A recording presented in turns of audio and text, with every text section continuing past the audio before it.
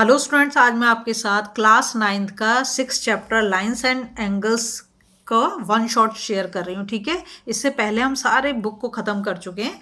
ये एक तरह से आपका रिवीजन है, जिसका रिवीजन कर रहे हो तो इस आप देखो वीडियो, तो आपके लिए बहुत हेल्पफुल होगी। सबसे पहला आया किसका नाम, लाइंस का। ठीक है, तो लाइंस डिफरेंट टाइप की होती हैं। अब आपको लाइन और लाइन सेगमेंट में डिफरेंस पता होना चाहिए। तो क्या बोल रहा है, portion of A line with two and points, मतलब जिसमें दो एंड पॉइंट हैं और जिसकी लाइन भी, मतलब इसकी जो लेंथ होती है वो भी फिक्स्ड होती है। तो अगर हमें लाइन सेगमेंट लिखना है, जैसे ये लिखा है पी क्यू, तो ऐसे बनेगा। यहाँ पर इन दोनों लाइन को हमने, सॉरी, दोनों पॉइंट को ज्वाइन कर दिया, ये पी पॉइंट और ये क्यू पॉइंट। जब हम इसका नाम लिखेंगे तो पी क्यू के ऊपर हम ऐसे ही लगाएंगे।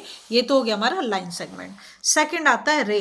रे में सिर्फ जो है portion of A line with one and point. तो हमने देखा कि हमारा जो लाइन सेगमेंट था उसमें कितने एंड पॉइंट्स थे, 2 एंड पॉइंट्स थे। और जो हमारे रे है उसमें सिर्फ ओनली 1 एंड पॉइंट है। ठीक है, इसकी लाइन, इसकी जो लेंथ है वो फिक्स नहीं है। लाइन सेगमेंट की लेंथ फिक्स है, इसकी फिक्स नहीं है। उसके बाद आता है आपका इंटरसेक्टिंग लाइन, मतलब दो लाइन आपस में एक दूसरे को काटेंगे एक पॉइंट पर। तो ये two lines having only one common point, तो जहां पर वो काटेंगे वहीं वो उनका कॉमन पॉइंट है, या इसको हम इंटरसेक्शन पॉइंट भी बोल देते हैं, जो ओ है। इसके बाद आती है parallel lines, lines which do not intersect each other at any point. अगर हम दो पैरेलल लाइन बना रहे हैं, देखो ये जैसे मैंने ये और ये, एक मेरी लाइन ये एल है और ये मेरी एम है, तो इसके बीच में ना हमेशा जो इक्वल डिस्टेंस, मतलब समझो कि यहाँ से भी लूँ यहाँ से भी लूँ तो ये इक्वल डिस्टेंस पे होंगे, ये आपस में कभी नहीं मिलेंगे। ठीक है, एकदम जैसे रेलवे ट्रैक की तरह। अब आया कॉन्करेंट लाइंस, 3 और more lines pass through the same common point, उसे हम बोल देंगे कॉन्करेंट। अब इसमें कॉमन पॉइंट क्या है, ओ। देखो सी डी जो जा रही है ओ से होके जा रही है, ए बी भी किससे होके जा रही है, ओ से होके जा रही है, और एफ ई भी किससे होके जा रही है, ओ से। तो इसका जो पॉइंट है क्या, कॉमन पॉइंट हो गया ओ। अब आते हैं हम types of angle. Acute angle, acute angle वो एंगल होता है जिसमें कि जो 0 डिग्री से तो बड़ा होगा लेकिन 90 डिग्री से छोटा होगा। तो मोर देन 0 डिग्री और लेस देन 90 डिग्री, ध्यान रखेंगे। और एंगल हम बनाते कैसे हैं, जब हमारी दो रे, ये एक रे और ये एक रे, दो रे का कॉमन वर्टेक्स होगा, तो ये जो बनेगा ये क्या होगा, एंगल बोला जाएगा। ठीक है, कॉमन वर्टेक्स होनी चाहिए और दो रे होनी चाहिए, तो उससे हमारा एंगल बन जाएगा। तो एक्यूट एंगल हो गया हमारा मोर देन 0 डिग्री और लेस देन 90 डिग्री। ठीक है, अब आया ऑब्ट्यूस एंगल। ऑब्ट्यूस एंगल जो होता है more than 90 degree less than 180, more than 90 degree और लेस देन 180 डिग्री जो होगा ऑब्ट्यूस, उसमें हमारी कमर जैसे हम आर्म चेयर पर बैठते हैं ना, वैसी हो जाएगी। ठीक है, फिर आया राइट एंगल, तो बहुत ही ईजी है, इसका फिक्स्ड है। देखो ऐसा तुम्हें स्क्वायर जैसा साइन मिलेगा तो समझो राइट एंगल 90 डिग्री होगा। कितना होगा, 90 डिग्री। अब है स्ट्रेट एंगल, स्ट्रेट एंगल जो एक स्ट्रेट लाइन है तो वो कितनी होती है, 180 डिग्री होती है। इसके बाद है रिफ्लेक्स एंगल। रिफ्लेक्स एंगल क्या है, मोर देन 180 और लेस देन 360। क्या बोला, मोर देन 180 और लेस देन 360, ये एंगल उल्टा बनता है, बाहर की साइड बनता है। ठीक है, अब आया कॉम्प्लीमेंट्री एंगल, सप्लीमेंट्री, बहुत ही इंपॉर्टेंट है। Two angles whose sum is 90। ऐसे समझो कि एक एंगल मैंने ये बना दिया, ठीक है, और एक एंगल मैंने ये बना दिया, ये दोनों। ठीक है, तो इसको मैंने नाम दिया ए, ये ओ, ये बी और ये वाला सी।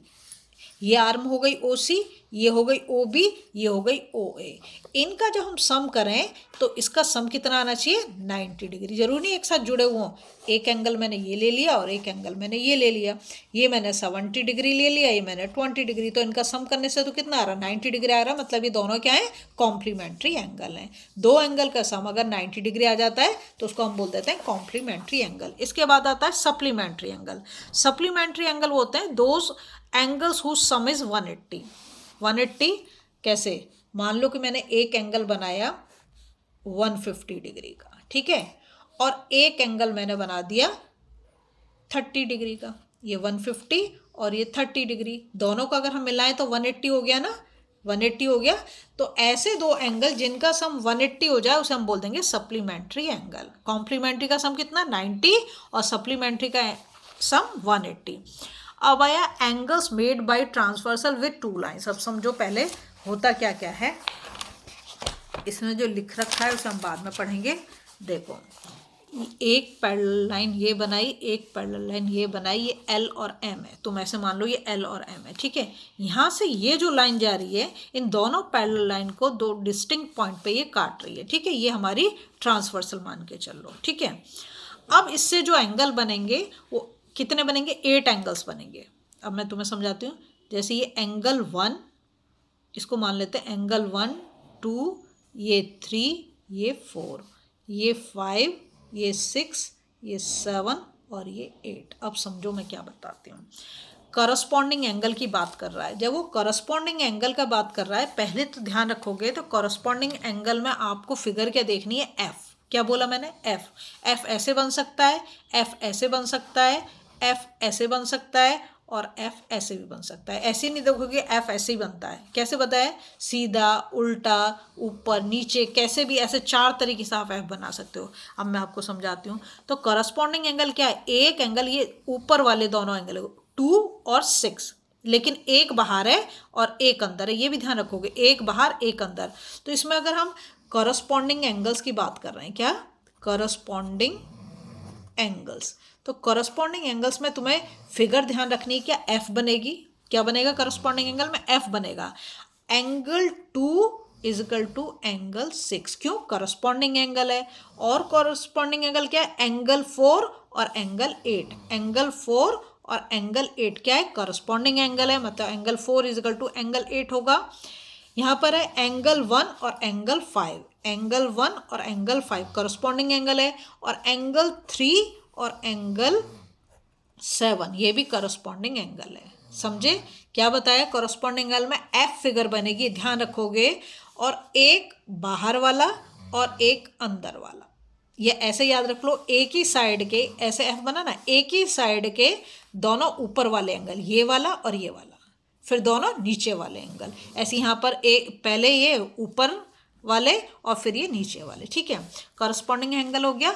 उसके बाद है ऑल्टरनेट एंगल्स। उसके बाद क्या बता रहे हैं, दूसरा वाला ऑल्टरनेट एंगल्स। अब ऑल्टरनेट एंगल्स समझो। जब भी वो बोले ऑल्टरनेट एंगल्स, तो आपको फिगर याद रखनी है जेड, या तो ऐसे बनेगा या तो फिर ऐसा उल्टा बनेगा, ठीक है। ये वाला एंगल, ये वाला एंगल, ये वाला एंगल, ये वाला एंगल, ये इक्वल होंगे और इनको बोलते हैं हम ऑल्टरनेट। ये अंदर की तरफ है तो ऑल्टरनेट इंटीरियर एंगल्स। क्या बोल देंगे, ऑल्टरनेट इंटीरियर एंगल्स। ऐसी एक्सटीरियर भी होता है, मैं समझाती हूँ कैसे। जैसे यहाँ पर है तो इसमें जो ऑल्टरनेट इंटीरियर एंगल है ये है 3, ये वाला एंगल जो है वो है 3, ठीक है। मैं दूसरे कलर से समझाते, ये वाला एंगल हमारा 3 और ये वाला एंगल हमारा 6, एक इस साइड एक इस साइड।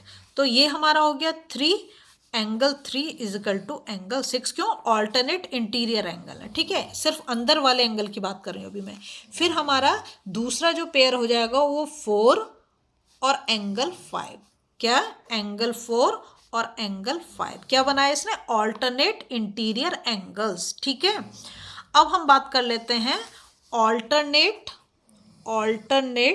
Exterior angle. क्या बात कर रहे हैं, एक्सटीरियर एंगल्स, ठीक है। कॉरस्पॉन्डिंग में हमने देखना है एफ, ऑल्टरनेट इंटीरियर एंगल में हमने देखना है जेड। कौन सी फिगर देखेंगे, जेड।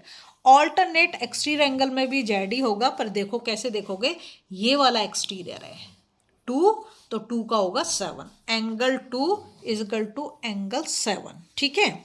फिर दूसरा जो होगा एंगल 1 और इसका होगा 8, दोनों बाहर के एंगल है। देखो जब एक्सटीरियर बोला तो बाहर वाले दोनों एंगल अपोजिट साइड में, ठीक है। तो एंगल 1 इजिकल टू एंगल 8, ये हमारे हो गए ऑल्टरनेट एक्सटीरियर एंगल, ठीक है। अभी हमने कॉरस्पॉन्डिंग एंगल पढ़ लिया, ऑल्टरनेट इंटीरियर एंगल पढ़ लिया, ऑल्टरनेट एक्सटीरियर एंगल पढ़ लिया। अभी भी एंगल बचे हैं जो हमें पेयर में ही मिलते हैं, ठीक है। अब हम पढ़ेंगे interior angles on the same side of the transversal. इसे और समझ लो, ट्रांसवर्सल, ठीक है।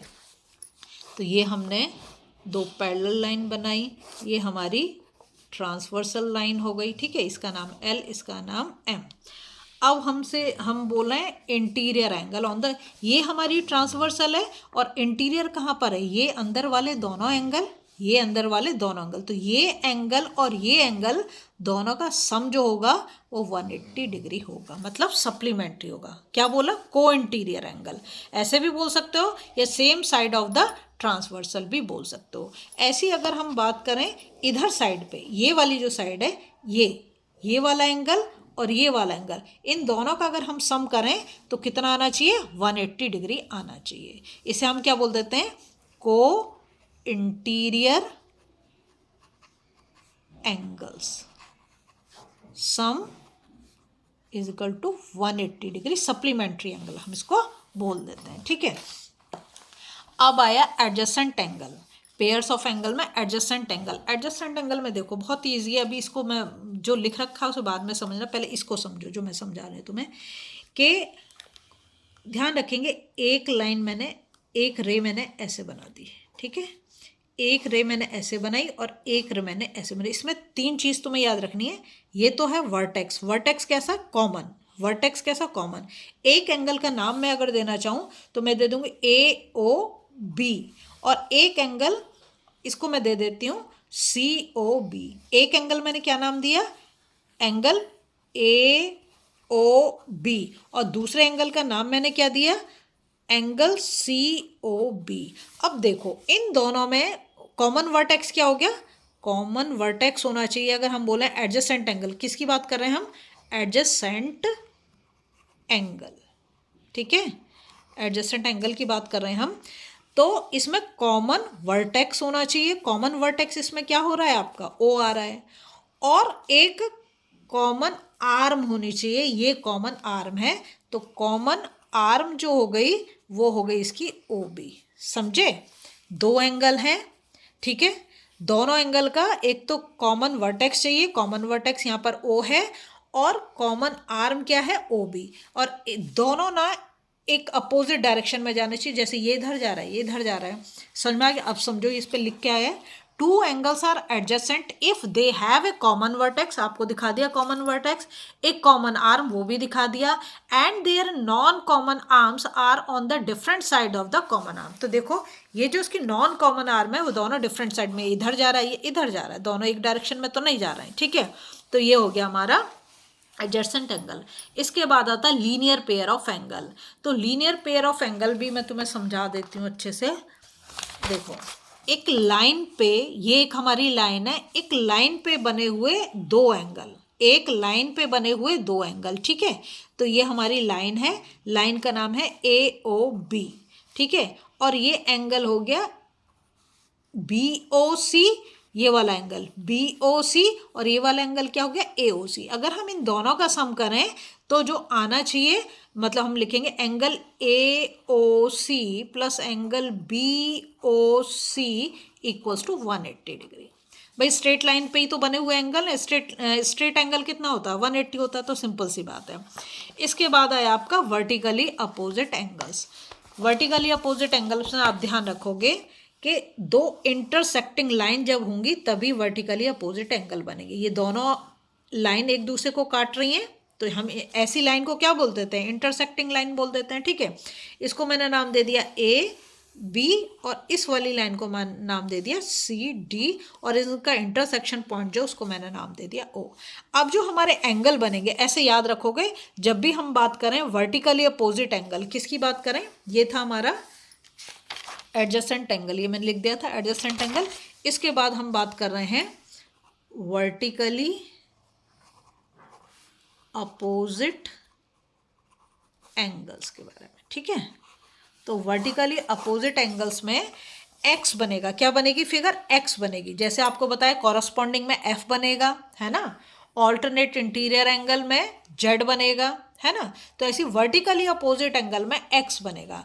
ये जो एंगल है हमारा, ये AOC, ये किसके बराबर होगा, angle AOC equals to angle BOD, किसके, BOD। क्यों, क्योंकि क्या है, vertically opposite angles are equal. और दूसरा एंगल हमारा क्या है यहाँ पर, ये वाला AOD, और ये angle A O D equals to angle B O C, दोनों इक्वल हैं। क्यों इक्वल हैं? क्योंकि क्या है, vertically opposite angles are equal. Clear इतनी चीजें? ठीक है। अब हमारा आता है इंपॉर्टेंट चीज एक, जो यहाँ पे दे रखा है, angle sum property of a triangle. Angle sum property of a triangle is the sum of the angle of a triangle is 180। अगर हम एक ट्राइंगल बनाएं और उसके इंटीरियर एंगल का ये मानो ये ट्राइंगल हमारा ए बी सी है, तो हम लिखेंगे angle A plus angle B plus angle C is equal to 180 degree. इसको हम बोलते हैं angle sum property of triangle. ठीक है। फिर आया exterior angle of triangle. Exterior angle कैसे निकालेंगे? देखो ये हमारा ट्राइंगल है और इसकी ये ए बी सी है, तो बी सी को मैंने प्रोड्यूस कर दिया डी तक। ठीक है। ये जो एंगल बना, बाहर जो एंगल बन रहा है, इसको हम बोलते हैं एक्सटीरियर एंगल। और ये किसके बराबर होगा? ये एंगल बराबर होगा इंटीरियर अपोजिट एंगल्स के सम के। क्या बोला मैंने? ये मान लो ये एंगल 110 है, ये एंगल दे दिया मैंने 110। ठीक है। तो ये जो एंगल है 110, ये angle A plus angle B equals to angle A C D. समझे आप? ये इंटीरियर अपोजिट एंगल का सम ले लिया मैंने, वो किसके बराबर आएगा? 110 के। तो मान लो ये 50 हो गया और ये 60, तो ये कितना हो गया? 110 हो गया, इसके इक्वल हो गया। ठीक है। बात समझ में आई? तो इसी के साथ हमारी वीडियो खत्म होती है। अगर आपको वीडियो पसंद आई ना, प्लीज़ लाइक शेयर सब्सक्राइब जरूर करें, फॉलो जरूर।